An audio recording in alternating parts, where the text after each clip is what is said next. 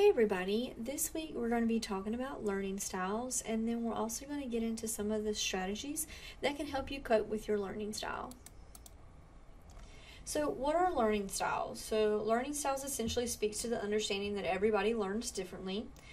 I prefer, instead of calling them learning styles, is to call them learning preferences, because I think sometimes students, when they find out what their learning style is, so say that you're, for example, a visual learner, they'll get that stuck in their head that that's the only way that they learn, when in reality it's just their preferential way of learning. Everybody can learn whatever modality that's given to you, but some of us just steer towards different preferences on what way we would like to learn. One thing I wanted to show you was the learning pyramid. So it basically shows you how we process information and how we take in information.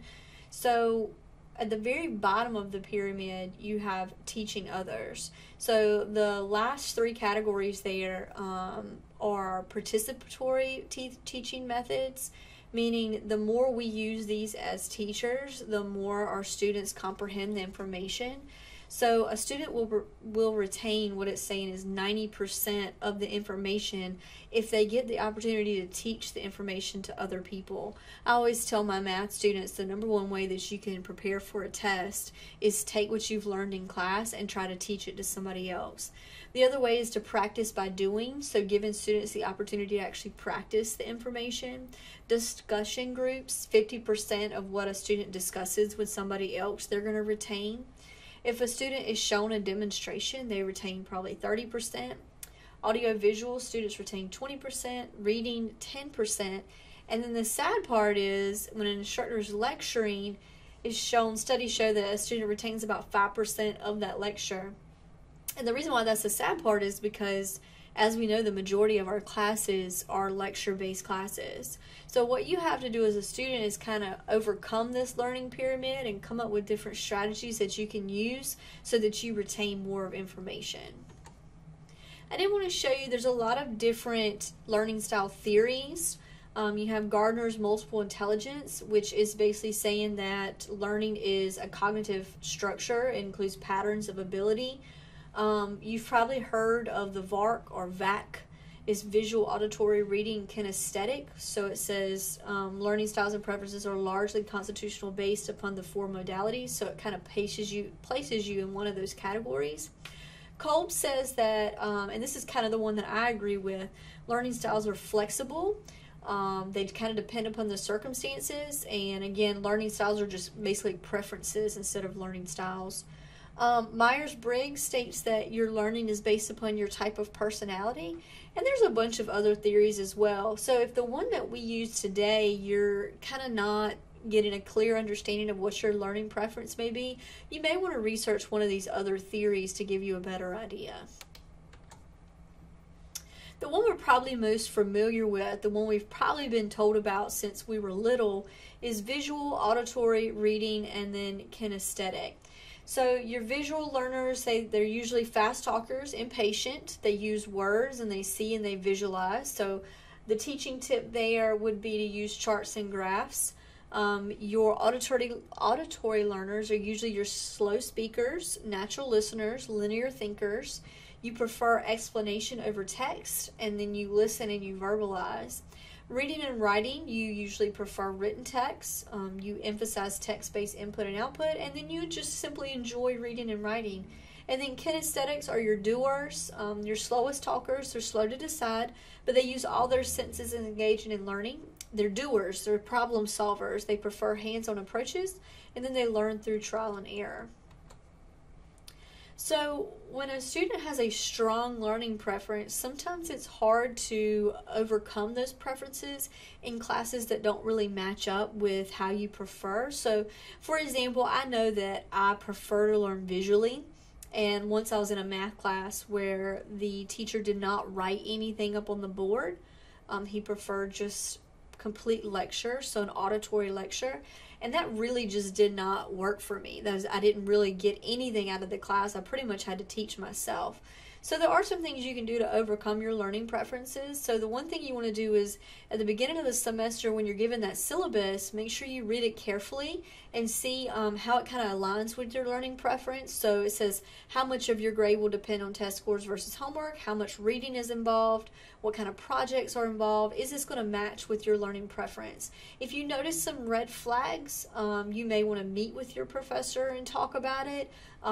In some cases, if the class has multiple sections, so in the case of that math class, I probably should have looked for a different section of the math class to see if there was a different instructor that maybe fit with my learning preferences. There's also some strategies that we're going to talk about in just a second that you can kind of incorporate on your own, and that's something that I did, was just kind of basically having to teach myself using my learning preference. So if you're a visual learner like myself, and you're in a class that maybe is not using any visuals, so there's some things you can do on your own. So you can use color coding throughout class. So for you, probably different color pens will help you kind of differentiate between different information. Making flashcards usually helps your visual learner. It helps you to recall different terminology. And then adding images whenever possible. You learn better when you can actually see the image in your mind, and so you can relate that image to whatever that you're learning. My auditory learners, you may want to consider recording your professor's lectures. So if you have the ability to do that in a class, it may be best for you so you can play them back and listen to them over and over again. Talking to yourself normally helps. So if you can kind of hear yourself explain the information out loud, it helps you retain it. And then for you, it's really important that you block out unnecessary noise. So music and other people talking can tend to distract you, so you may want to consider buying noise-canceling headphones. And then kinesthetic learners, those are my doers. So for you to learn, it's important that you take movement breaks, especially like when you're studying. You want to make sure you get up, go for a walk, go for a run, whatever the case may be. If you're able, so if you have a project and your instructor's willing to work with you so that you can create something, that normally works best for you. And then you can also use motion as a tool. So a lot of times I'll see students, chewing gum, or when you're studying, probably not during a test, but when you're studying, if you tap your pencil or maybe bounce a ball, those type of motions actually help you retain information. You kind of relate the motion to whatever information that you're learning. The learning style theory that we're going to be looking at this week is definitely my favorite. It's Felder's learning styles. And the reason why I like this more than just visual, auditory, reading, and kinesthetic is it gives you a more holistic picture of what kind of learner you are. So it breaks it apart into 4 different categories, and then within those categories you have basically 2 sides of the spectrum. So the first category, you have sensory and then intuitive. So sensory learners look for facts, whereas intuitive learners look for meaning. Then you have visual and verbal, and that's just like it sounds. Visual learners prefer to actually look at pictures or graphs, and then verbals prefer to hear or read information. Active and reflective learners. So active learners prefer to actually do. Those are kind of your kinesthetic learners. They enjoy working in groups, figuring out problems. And then your reflective, most of the time you like to learn by yourself. You think through processes and learn by analysis.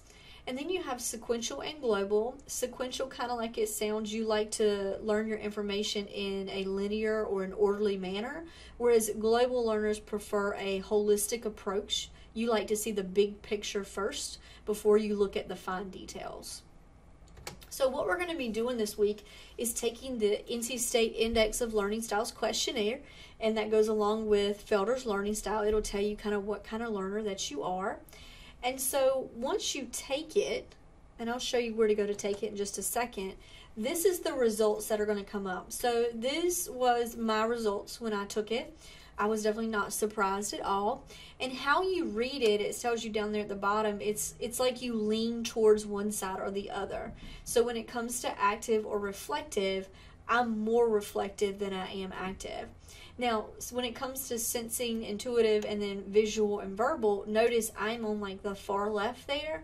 I'm very sensing, which I knew I would be. I'm a very facts-based person.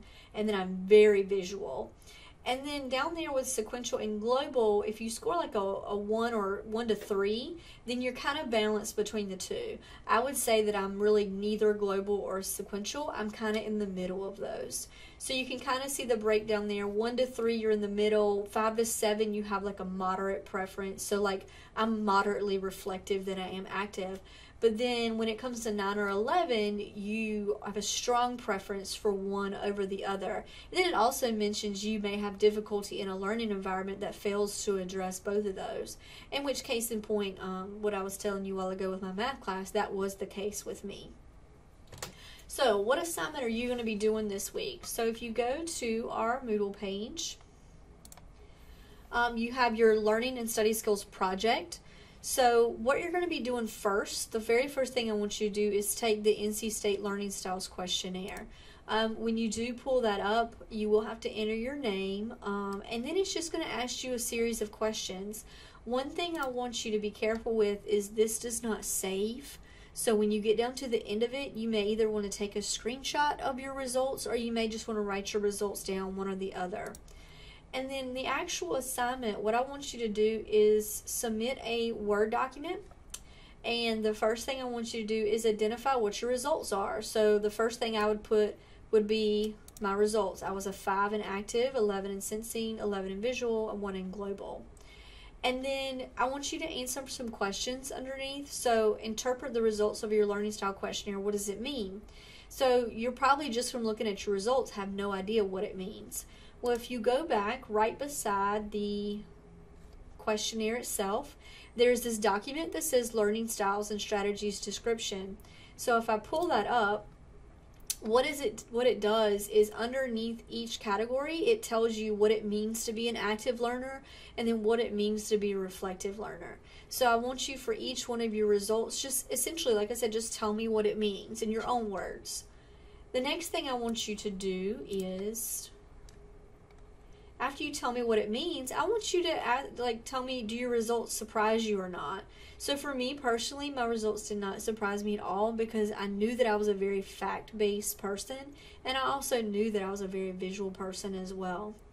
And then it says list a strategy or strategies from each group that would be beneficial to you. So you would list a total of 4. So for mine, I would list a strategy from active, sensing, a strategy from visual, and a strategy from global. And what you can do is underneath each category, it gives you these strategies. So how can active learners help themselves? So pull some strategies or just a strategy from there that you think would be beneficial for you. I do mention that you should use complete sentences and that your answers should be at least 300 words. And I mean your answers for all of them altogether should be at least 300 words. If you have any questions about what you're doing this week, feel free to send me an email. And hopefully what you'll do is get a better understanding at the end of this week of how you learn and some of the strategies you can use in your classes that will benefit you.